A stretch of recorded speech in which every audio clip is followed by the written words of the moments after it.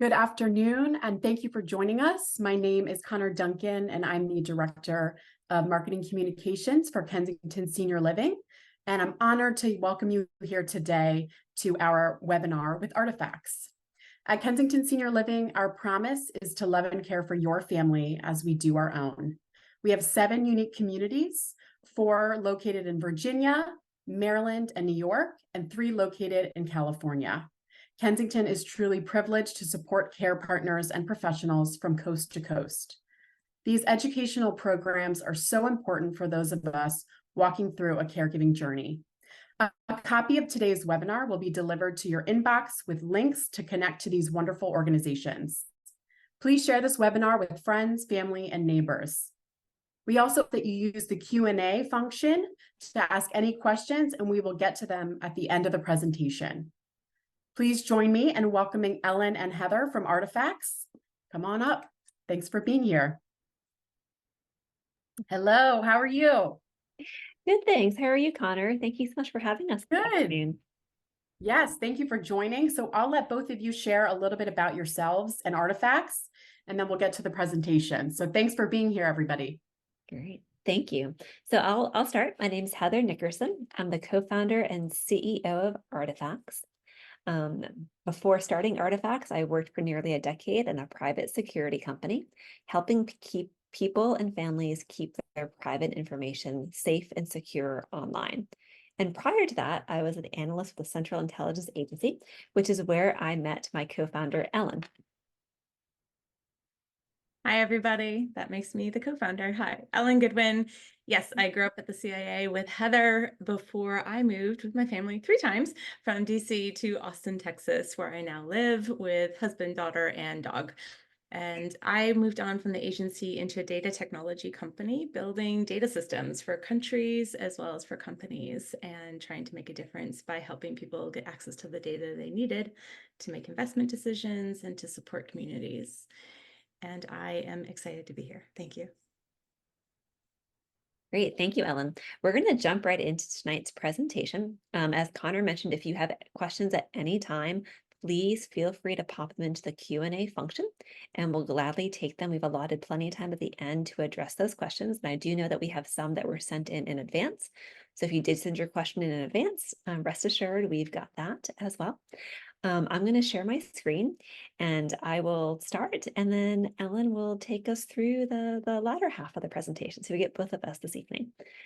So with that, I will share my screen.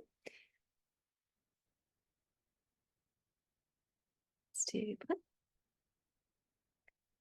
Perfect. Hopefully you can all see this. So again, welcome. Yeah, it looks good, Heather. Pardon? We're good? I just said it looks good. You're all set. Perfect. Thank you. So again, co-founder and CEO of Artifacts, and we're going to be talking today about decluttering for your aging loved ones and giving you some really practical tips and tricks to share and to employ while you're working with them, either prior to downsizing and relocating, or during the downsizing and relocating process, or maybe even after the fact when you're already moved into a Kensington senior residence.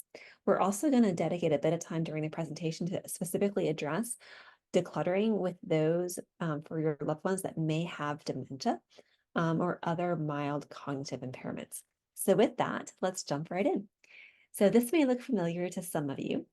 If you have a loved one who's been in a house for 30 or maybe 40 years, maybe it's a garage full of stuff, or maybe it's the attic or the basement, or maybe it's that spare bedroom that really isn't a spare bedroom because there's so much stuff. Our reality today, and really part of the problem, is that what is it? We don't know. The stuff can't talk. You may be looking for a specific item, maybe grandpa's baseball collection's in there somewhere, but where? We don't know. You don't know what the value of it is. Is any of it valuable? Or maybe some of you are staring at that pile of stuff or that room of stuff and thinking, no way, there is absolutely no way I can take the contents of our family home and put them into my house, which is already full of my stuff and my partner's stuff or my kids' stuff. So really, the reality today is that stuff is the giant elephant in the room. We all have it. We usually have a lot of it, and we tend to really like our stuff and develop emotional attachments to it. So having said that, too much stuff, though, can be dangerous in the downsizing and relocating process if we cannot safely navigate our homes. And too much stuff can also hold us back from making important life changes. Ellen and I are partnered with the AARP Age Tech Collaborative, and we have heard, sadly, time and again from our fellow AARP partners that sometimes people delay making that move or they delay downsizing because they're afraid to part with the stuff. So stuff becomes a burden. Too much stuff around us can also be really draining, both physically and mentally. Too much stuff can cause us to fatigue easily or become stressed or unsettled. And we think about it in our own lives, right? I know personally, if I'm standing at my desk and it's a really messy, cluttered desk, I haven't had a chance to clean it after a long work week, it stresses me out. It's no different when you're working with a loved one who, again, maybe has accumulated decades worth of stuff. And at this point, it feels overwhelming or it feels cluttered. It can create both physical and emotional stress and or be draining. So let's talk about some of the benefits of decluttering before we jump into the tips and tricks and the how-to.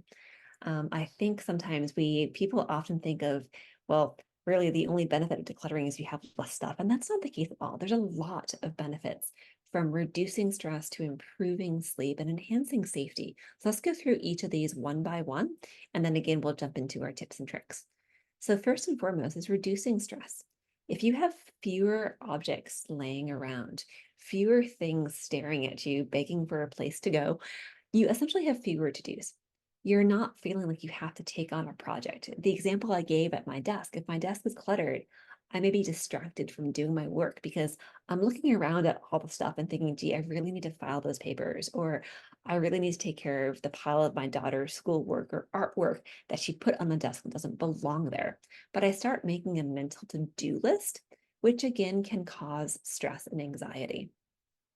You also, and this may be, very apparent, but it bears worth noting that one of the benefits of decluttering is that you have less to tidy. Again, fewer to-dos and less to physically tidy, which is important for when dealing with loved ones who may be increasing in age. And the act of moving about and tidying up can itself become draining or tiring, or just the thought of having to get up and move a pile of stuff from one room to the next, that can be stressful.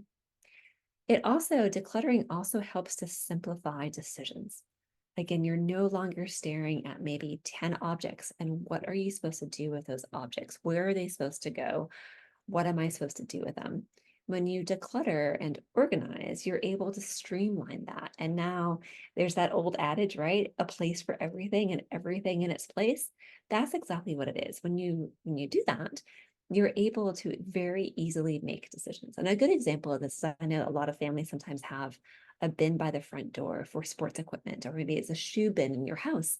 Having that and knowing this is where these items go, it makes it so much easier to just form that habit and pop those shoes or pop that sports equipment into the bin, and you're not worrying about it. It's not causing stress of, I now have a pair of shoes on the floor. What am I supposed to do with them? Decluttering can also help improve sleep, especially among your aging loved ones. And you think about it, if you have really busy or very cluttered surroundings, that can lead to really busy brains. It may be hard for you to shut off at night if you're in your bed, in your bedroom, but on the floor are piles of laundry. Or maybe it's on your bureau is a bunch of gadgets and a bunch of old photos you started looking through but didn't make a whole lot of progress on. Or, whatever those things happen to be, whatever the stuff happens to be. If those items are sitting out and about, they're going to lead your brain to, again, be going through that mental to-do list, trying to figure out like, oh my gosh, what do I do with it? Where does it go? And it can cause you to lose sleep over it. So busy surroundings can lead to busy brains, which don't help you shut down at night and get a good night's sleep. Also, when you're dealing with a well-organized, decluttered living space, and especially a sleeping space, it's much easier to get into a routine.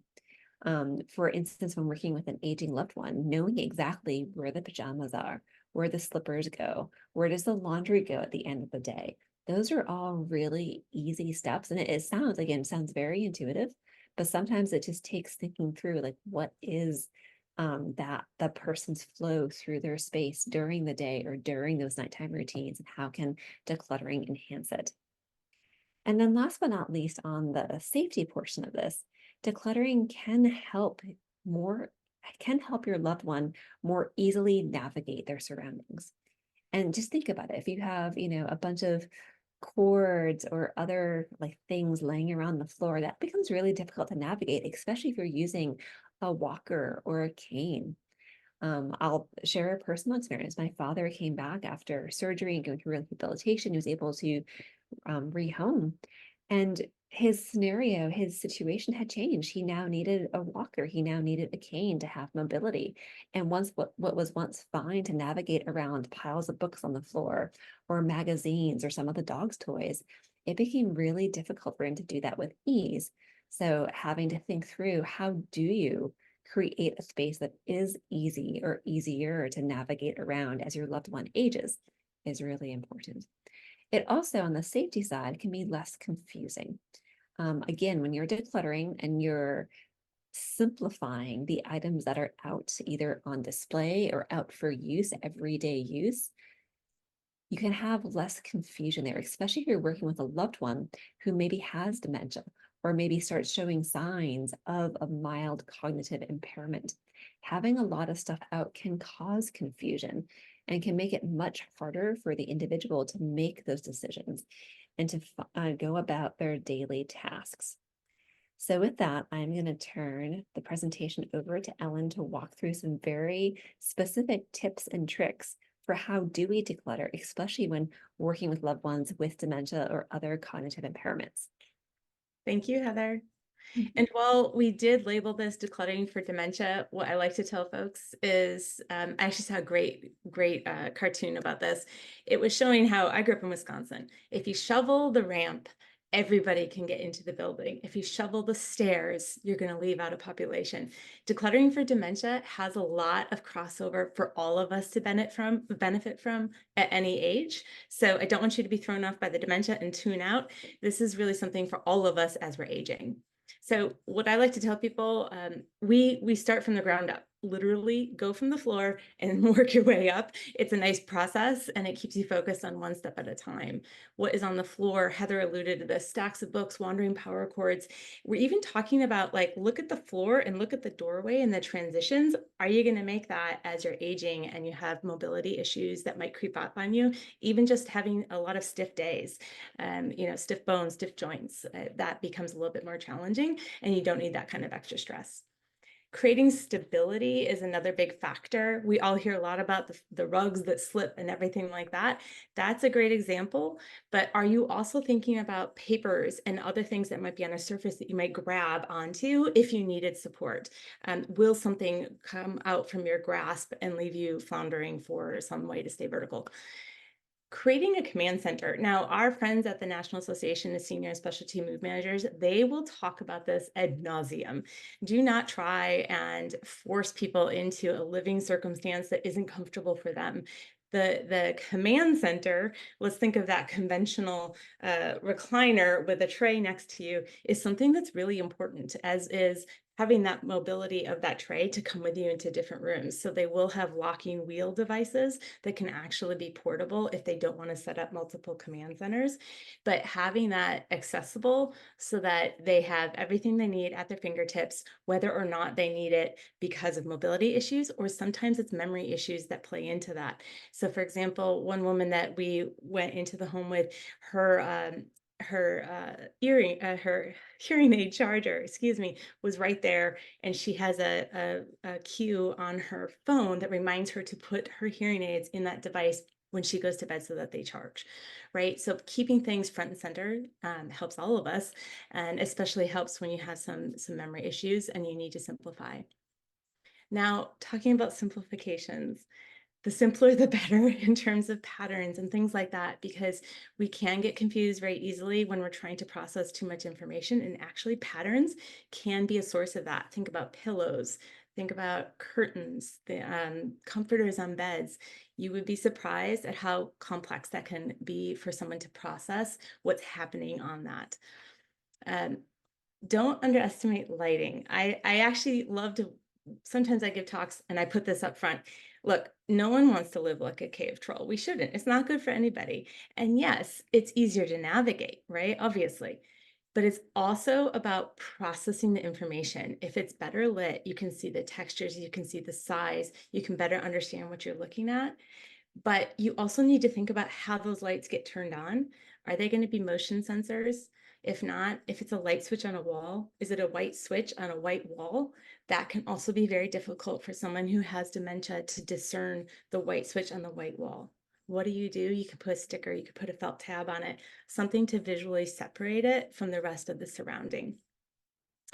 And avoid confusing objects. I have a prop here. A good example here is this furry pillow. I would never make it. Inanimate objects like a furry pillow can be mistaken for animals. So people with advancing dementia will have difficulty discerning inanimate objects from living objects. This is actually part and parcel why people with advancing dementia will use a lot of the kind of, think of them as robot cats, robot dogs, robot birds. They can't make that distinction, but they can get the quality of interaction from a robot that will interact with them. And so that is actually why, for those of us without dementia, we might not understand why those devices work, but they really do, because a pillow might stop them in their tracks and confuse them and ask, why is there a dog sitting on my chair? That kind of problem we can avoid by design choices. I see a question just popped up on my screen and I can answer it if you would like me to. Yes, I will speak more slowly. Thank you for the prompt. Next slide, Heather. Okay.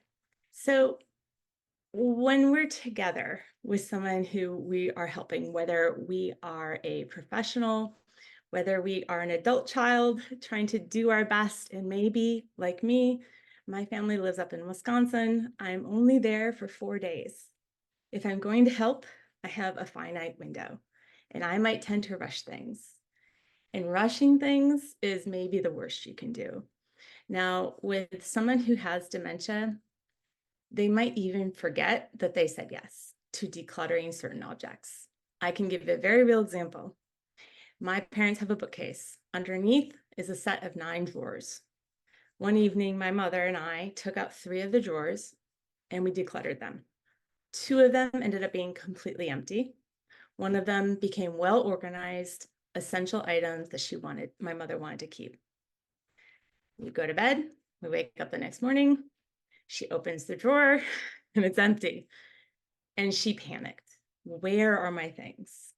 Now, in this case, it's not that we actually threw away a memento that she cared about, but she couldn't remember that she made the choice to get rid of that. Now, if you know anything about people with dementia, there is a risk, a heightened risk of paranoia. You have to avoid this perception that they've been tricked. This is sometimes why people with dementia will hide things of their own volition. They're hiding them because they want control over where the items are. Now, in this case, what did I do? I knew this risk. The 2 drawers were safely in boxes out of sight, where I could bring my mother, show her, look, here it all is. And we could walk back through it very quickly. We didn't go item by item, but we could go back through it and see it's all here. Yes, you don't want it. Great. Now let's walk it out together to the recycling. So this is what I mean about not rushing decluttering. There's a lot of risk of the paranoia, but also, as mentioned here, you could accidentally let important mementos go. Heather has a great example that she'll commonly share, and I have another, but magazines. Watch out, folks. I found my mother's original birth certificate inside a magazine that was given to her mother at the hospital when she was born. It had never been removed in her entire lifetime. I flipped through the magazine, it fell out, I got lucky. But you never know, and this is why the decluttering process can also be really tedious. Think about alternate displays. This is one of my favorites, and it's actually something I know a lot of people in my peer group are using, and I've started using with folks that we are doing concierge work with. Why? Because we can't show it all, right? We might have mementos that we really do love. We can show those. The photo frames, though, that become the clutter, that become the distraction, sometimes a better solution is to consolidate into a digital frame. That's a practical example. Other times it's a frame on the wall, and maybe once per season you go in and you change it out. But we are thinking about a lot of those things of how to display them differently, but also keep them intact in the way that they want them to be intact. This isn't our choice, of course, as the adult children.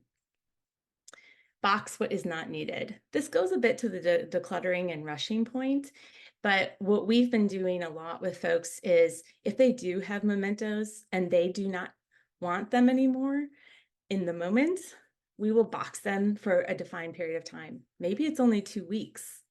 Maybe they're boxing it because they want family to have the opportunity to take a look and see if they would like any of the items. That's pretty amazing, right? They're being a good steward for the items. They're actually giving a choice to their loved ones. This is something that's really important to go through together. Heather spoke about reducing visual clutter. You really do need to focus on when someone has dementia, if they have a cupboard and they have 10 sets of dishes, do they need 10 sets of dishes?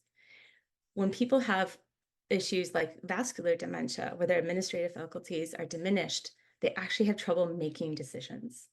So if you do help them by reducing the number of decisions they make, have 3 cups, have a plate setting for them, and others are in another cupboard, but having at the ready what they use every day is a big deal. And you can then declutter the items they don't need. This takes on a different effect if you're moving into a community where you won't be cooking anymore. Do you even need those items? If they're cherished for some reason, could they become a display item? One piece of china, silver in a box, things like that. And the labels. Labels are really important, especially for people with dementia. We've labeled rooms, we've labeled drawers. So for example, if they see a closed door and that leads them to their bathroom, they might not open the door because they don't know what's on the other side. They will bypass it. Labeling the door with bathroom, actually printing out a photograph of what's inside a drawer will help them provide a visual cue to want to open that drawer. And what's in the drawer also matters. If you're helping someone declutter clothing so they can have simplified decisions, a drawer might have only today's outfit of the day. And that's what's on the photo is a stack of clothes. So they know they can go in there, open it, take out their clothing. These are the ways that decluttering for dementia really, really matter to improve their ability to make decisions and move on and enjoy what they do have around them. So why are we here? You might be wondering, what does Artifacts have to do with any of this? I will say at the outset, and it's something we can share later, but why we chose to speak on dementia as part of the decluttering process that can help a lot of us simplify our lives too, is because we are going to be doing a research study on dementia with UMass Chan Medical School this year. We will be using Artifacts as the platform to make it more accessible for people to screen for changes in brain health. So it's a very big area of passion for us here at Artifacts. So what are we doing at Artifacts? What you see here on the screen is a pair of goggles, a photo, and a brochure of a woman. Now this woman happens to be my great aunt. My family had me go visit her. And of the very few items she still owned at the age of 97 were the goggles, the brochure, and the photo. Her own son did not know that she welded airplanes in World War II. She was a Rosie the Riveter, right? But he didn't know. And the reason he didn't know was she was in the newspaper, having donated her time to help weld fences in the community. He didn't know she had a career in it at the age of 20. But by the end of her lifetime, these were the things she chose to keep. And so what we did was we took these objects, we snapped pictures of each, we added her story with video. Now, I will warn you, when she recorded the video, I played it back for her inside this artifact where all of these things live together. And her first reaction was, "Oh, I'm so old." And I said to her, "Well, you kind of deserve it." And she said, "Yeah, I do. I deserve my wrinkles. It was great. And then you save. So now we have an artifact. As you see at the far right, it's a photo and video and story. That is immediately private, but you can share it with friends and family. You can make it public if you want to. You can share it with genealogists. You can share it with collectors. We flagged the US Navy with this. There's any numbers of ways you can share that. Now, when it comes to items that are purely, in this case, sentimental, they're a piece of personal history, but they're also a piece of world history and community history. When you artifact all of the items that are meaningful to you in life, you're able to share and pass down not just stuff, but the stories too. It can also help you with estate planning, making sure you're properly insured, and a lot more. This is how we're helping every day, all day, and we get love notes and we love them. So keeping the memories and losing the stuff. How many times have you gotten decluttering advice that says, take a picture of the object and then let it go? And what happens? Almost immediately, that photo goes 10 back on your phone, 100 back on your phone, 1,000 back on your phone, and you've forgotten you even have it. And you've never taken a moment to capture why it mattered or to tell anyone about it. Artifacts lets you easily do that. You can also create your own personal timeline. We released a timeline view of your artifacts. You can organize them in a timeline automatically. And it's really interesting because you can see gaps in your life once you've created your artifacts. Oh, well, apparently I didn't go to school, or apparently I never traveled to France. Apparently I never had that third kid because I have no artifacts related to that child. But it's a really neat way to curate your own biography. And of course, sharing with friends and family. It doesn't matter where you live. When I wake up in the morning, I love that my father has almost always sent me an artifact overnight. He gets up at 3:30 in the morning, can't sleep, and he artifacts. And he artifacts things I've never heard before. He artifacts things, sometimes like a sandal he artifacted. And I say, Dad, great story. I'm not keeping the sandal. Sorry. But he does tell a lot of great stories.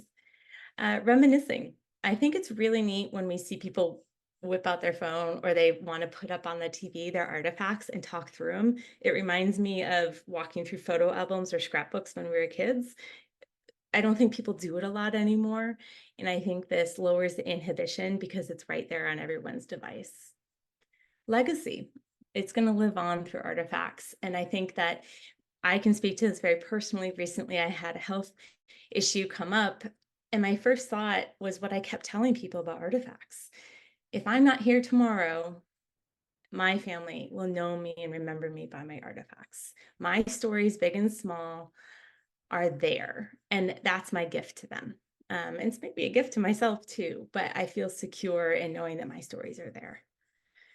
And providing a family roadmap to decide what's next. Heather showed you that photo of the garage, and great, this is all for you.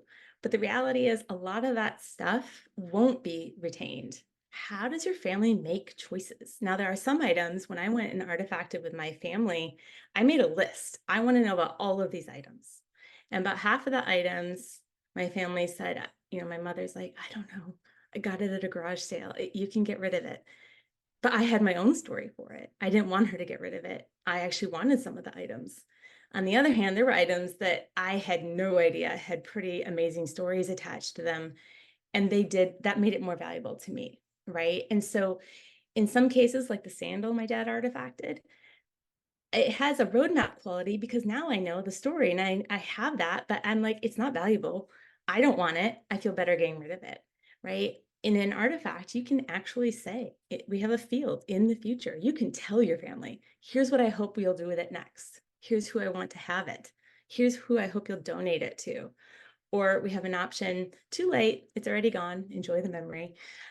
But we want to help people proactively think about what it all is and what matters and what doesn't.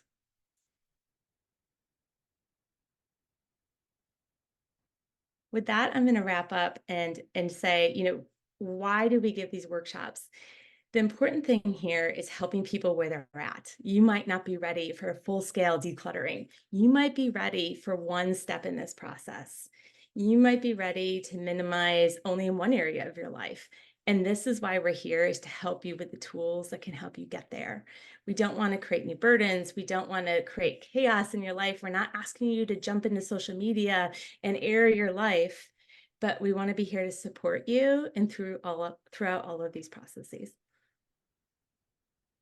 We did provide a link, you'll get this deck, to some resources that will help you. If you want to try out Artifacts, one of the benefits of working with AARP was they gave us a good shakedown of how our tech works and the resources we provide, and does it work for everybody?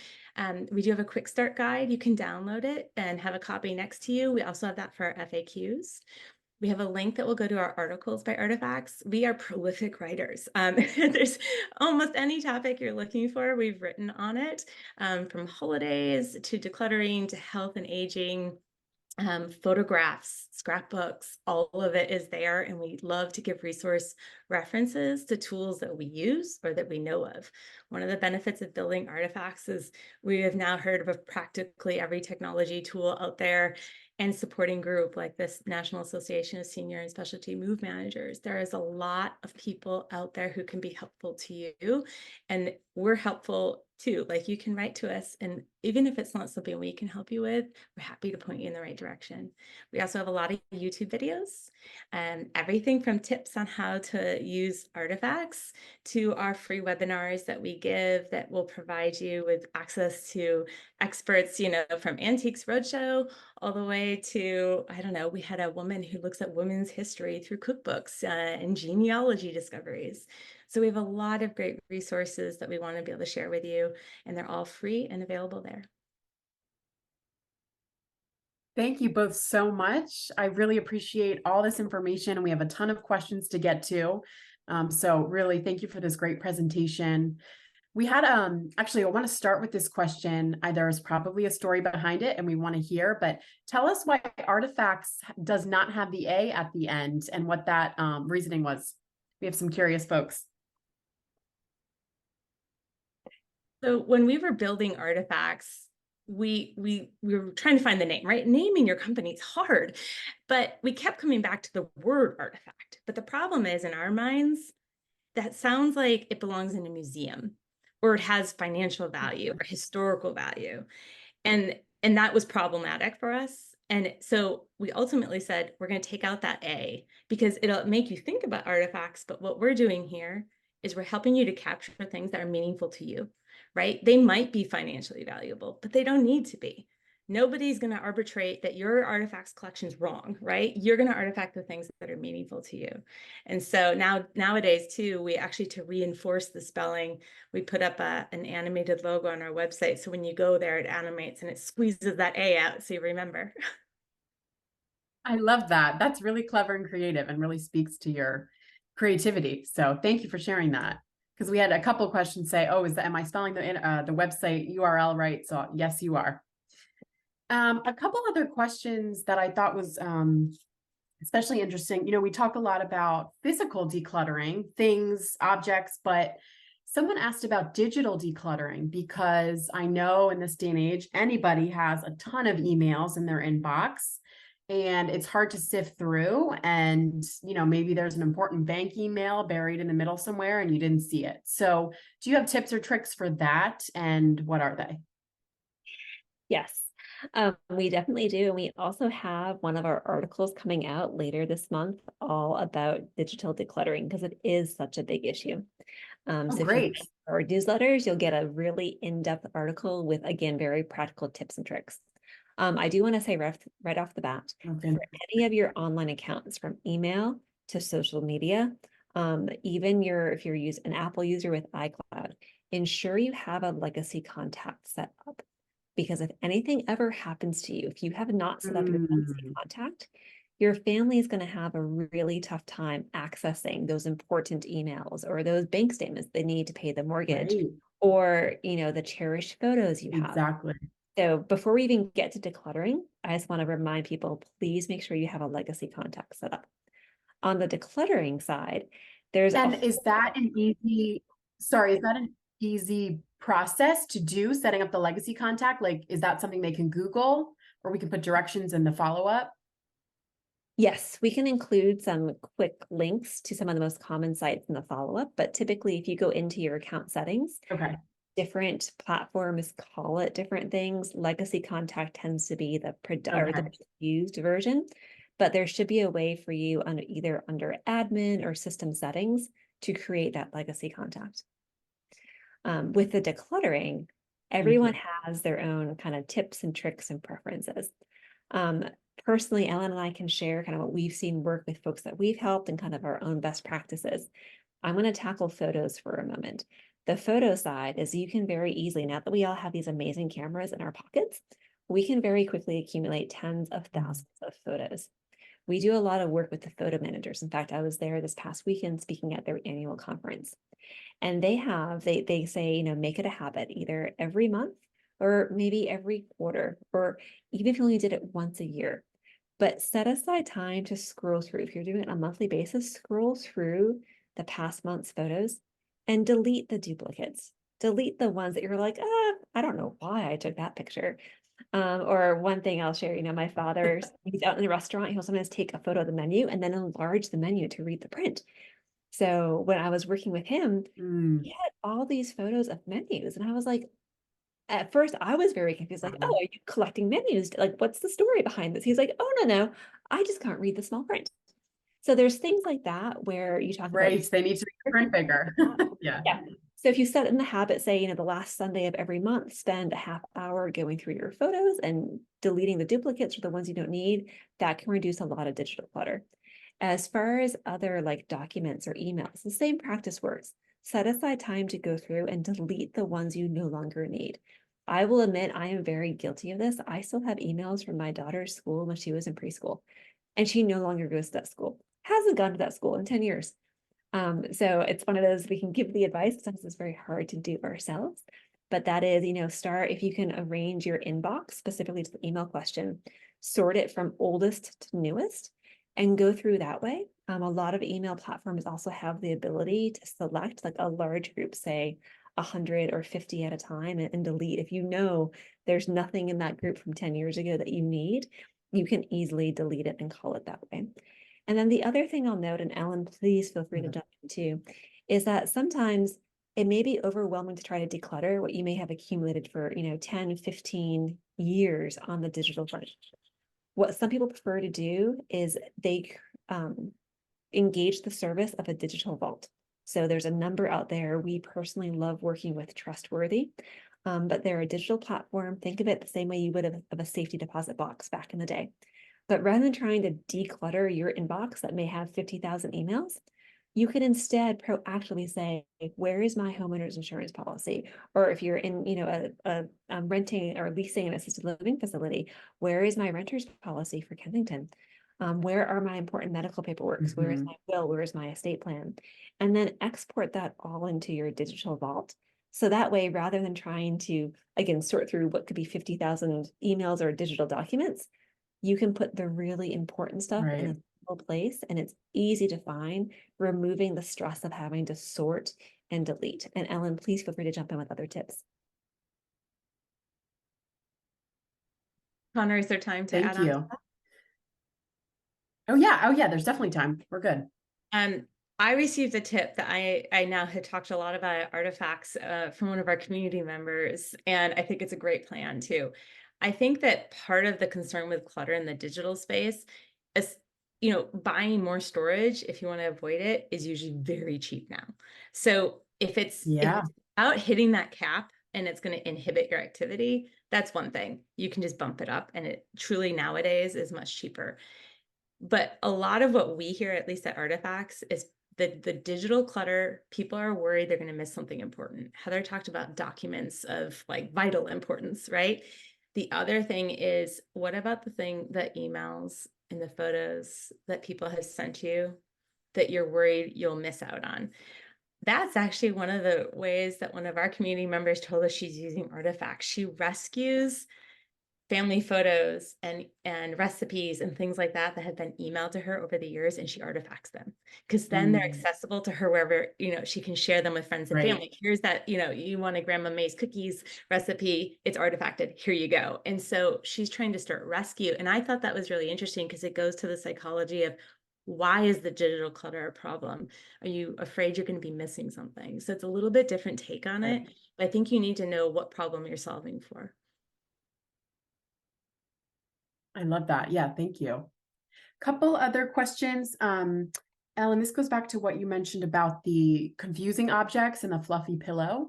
What about just regular stuffed animals? Not the move, the ones that move, but how do you feel about those? I have, with folks who I'm working with dementia, we are actively removing, their families have been actively removing most of them as they advance. And I am not a doctor. This is just what I know from being in those environments. But the patterns, the textures, and stuffed animals do for some become increasingly problematic, and you might not know why, right? You might walk in and they're looking at something really strange and you can't figure out what they're looking at.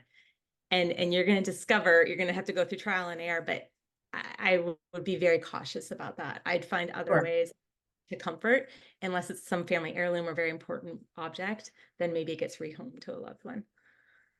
Okay, thank you. Another question is, as someone is maybe transitioning from their home to a senior living community or are already in a senior living community, what are some kind of fun ways or tips to engage them together as sort of a partnership and sort of make it like an activity that's a little bit more, it feels like less of a chore? That is where we've seen with artifacts, that the actual art of artifacting can be a really fun way to engage your loved one. Sometimes moving into or having after taking the move, it can be stressful. You're in a new environment. You have probably parted with some of your stuff. And what do you do? What are you going to talk about when you come visit? There's all sorts of activities that most residents have, but then when you're sitting there with your family, what do you do together? We have heard time and again that artifacts can be a great, not only kind of icebreaker with, hey, mom or dad, like you're in a new space, but it's also a great way to intergenerationally, have grandkids interact with grandparents, because the kids these days, and I'll say that knowing it's cliched, they all have this. And if you're going to sit and tell them, back when I was your age, they're going to tune out. However, if you pick up you think about the objects you've taken with you, you've now relocated to a senior living community, the objects you've kept are probably really interesting, probably have some really good stories and meaning. If you pick up an object and say, dear grandchild, do you know the story behind this? And we have one member, she lived overseas for decades. And she lived in Africa in the 1950s, and you still had to protect yourself from the snakes and the large jungle cats. So she has an 8-foot snake skin, and she had grandkids come over, and they're kind of all staring at the walls or staring at the devices. And she picked up the snake skin and was like, does anyone know where this came from? And they all kind of looked at her and they're like, your bookcase, Grandma. She's like, oh, no. I meant where it actually came from. And she started telling the story. And the way that she reports it is she had everyone rapt attention. And while they're doing it, they start, they're like, hey, because the family had gotten artifacts, they've been artifacting during the downsizing process prior to the move. They were like, this is a great artifact, Grandma. Let's actually record you. So not only was it a really fun activity, they shared a piece of family history together, but then they made an artifact to share with the other family members that couldn't be in the room with them. And at the end of the day, Grandma is thrilled. She's told her story. She has shared a piece of history that no one ever thought to ask. At any point in the moving process, they ask, why are you taking a snakeskin with you? It was just packed and moved. So she's had a great time. And that's one of the really fun, just, you never know what you're going to hear when you ask the question or you ask for a story. And that's one of the ways we love making it fun and interactive, and also very flexible. It can fit in between if you're doing card games after lunch, before movie time, after dinner. You can squeeze it in and make the moments really memorable, really meaningful. Ellen, feel That's a free. great story. I love that one. Ellen, do you have anything? I think one of my recent favorites was actually a woman who did do a similar move-in process, and her kids agreed to take on a lot of the boxes of items that she didn't want to take with her to the senior community, and she couldn't fit. So they actually brought an entire box with them for a whole weekend. And they sat and artifacted, and I thought it was hysterical. But what it was a box full of photos. And I am the same. I don't know about you, but my Oh, mom, she gave me this bag full of like old black and whites, like really cool old photos from like the turn of the century. And I was like, I don't even know yeah. who any of these people are. And so they kind of turned the tables on her, Wow. like, you wanted us to take it all. We took it, but we're going to turn the tables back, and you're going to have to tell us what the hell is. And they had a blast. She said that they artifacted over 50 photos that weekend, Oh, and all of them with stories, audio, video. I think wow. that's the best, because there's nothing like having the intonation and the melody and their version of the story. And Absolutely. that's something that we tell people a lot, like during these, when you're using artifacts. The Lark Mason, he's one of the hosts on Antiques Roadshow, and he said, you know what you're doing for folks? He's like, I'm an appraiser. I can tell people, here's what that thing is. It's authentic. Here's how it was used, what it's made of. Nobody has the family lore except the family. And it doesn't have to be true. It just has Right. to be yours. And I think that that's kind of the magic that you can capture when you're at your leisure and you're just ready to enjoy. Yeah, that's lovely. That's beautiful. It's very true. And that's such a great way. I love the story of the the family taking that big box home and then turning it back on the loved one. Another question. Yeah, go ahead. I think there's a little delay. Okay. The other question is there a streamlined way to label things?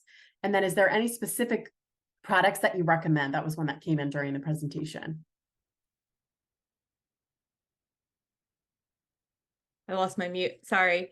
It depends on what you mean by label. And only after creating artifacts did I realize how many labels there can be in the world, because we work with a lot of organizers and move managers. So if you're talking about a label that will print out words, there's a million of them. Um, and use any of them that works for you. When you're talking about someone, when you're decluttering for dementia, and the label should be visual, what is in this room, what is behind this cabinet door, that's when having whatever is available to you. And I do have a device, I can give the link if you can. Sure. Yeah, that link looks crazy. We could probably shorten it. Anyway, I just I quickly Googled it, but I'll take that one. if you can pop it and shorten it. But there are special devices. Yes. If you're going to be doing this a lot, we can actually just tap your phone to it and click and print a photo from your phone right on this image, on this device. It just makes it more practical, and you're skipping a step. But you don't have to have a special device. If you already have a printer, go get printer paper. You can get it super cheap. Excuse me, not printer paper, photo paper, and you can print it off on your regular printer. It'll be good enough. But when you're going to be doing this on a regular basis, sometimes for the quality, you might want a device like that. I found it just to be very practical for the visual labeling. Excellent. I did put that in the chat, and then we'll also send it in the follow-up. And there was a question, just a reminder, this will be recorded. It has been recorded, and we'll make sure we send it out in the next couple of days. And then one of the last questions we got is how would you, explain to a family member that keeping a digital copy of the photo is better than, X amount of boxes that are being stored? What's kind of some verbiage or language you might use? There's a whole number of ways you can essentially sell it. The one that we find works really, really well is that the digital image is shareable.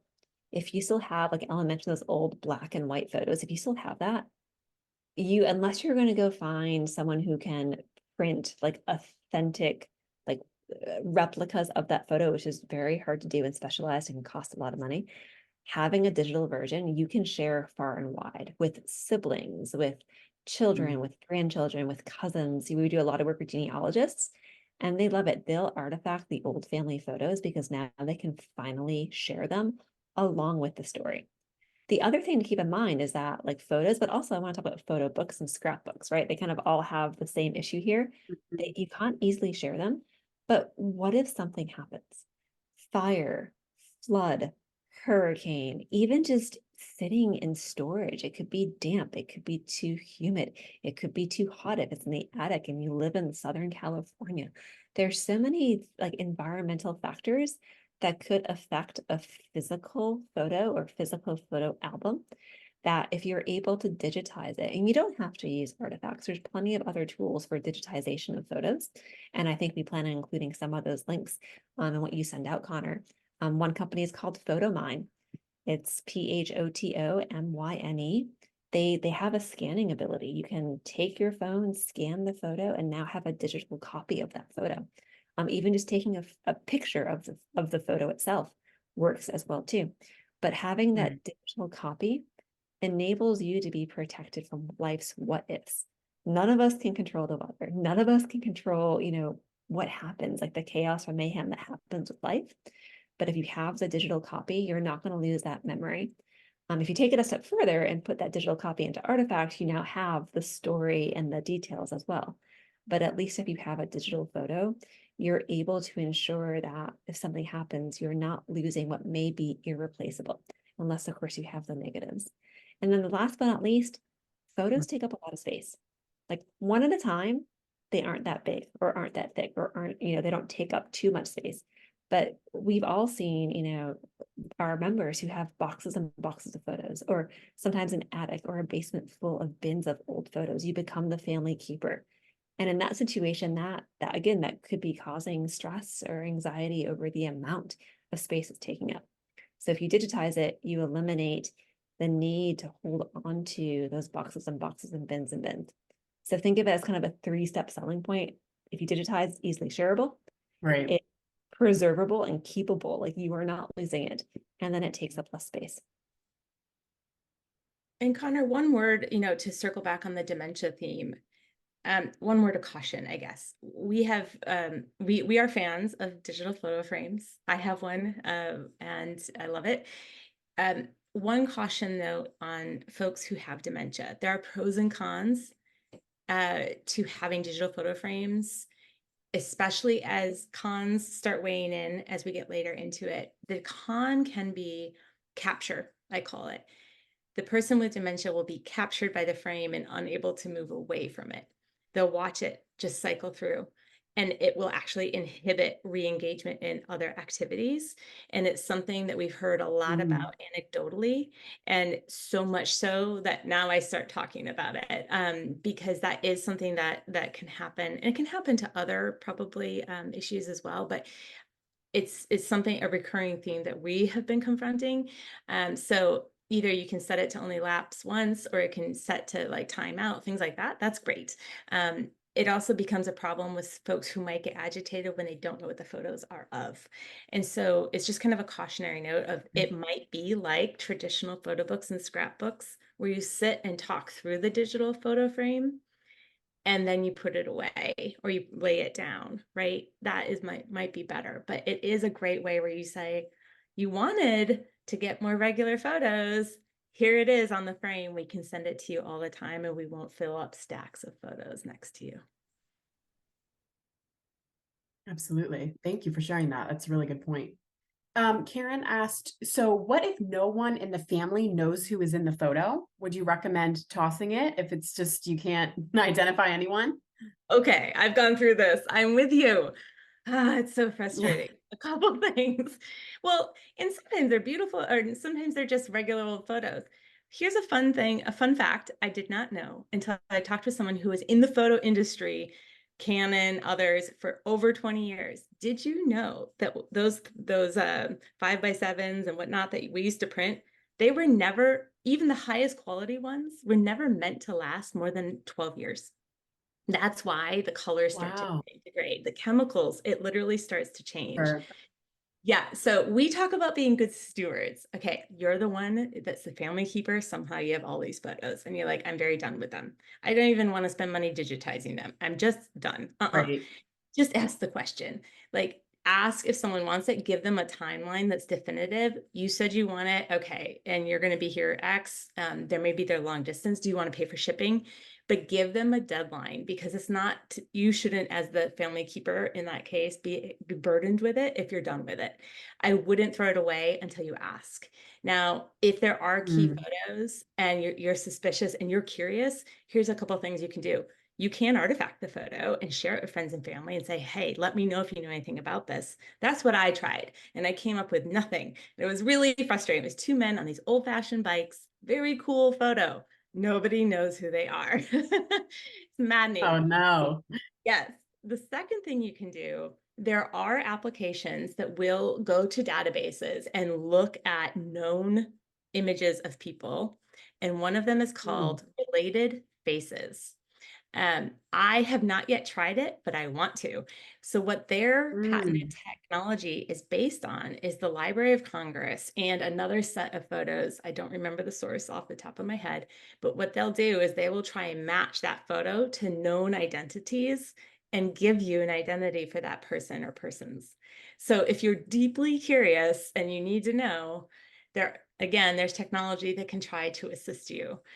Be cautious, though, about privacy. Now, if you're going to upload all sorts of digitized photos into Google Photos, not picking on Google, example, keep in mind if you turn on the facial recognition features, that it's going to be going through all of your friends and family and what their privacy, how they might feel about Google gathering all this data about their faces. So just keep that in mind before Right. you do it, if you have family members that are living that might be upset about this. Absolutely. That's a great tip.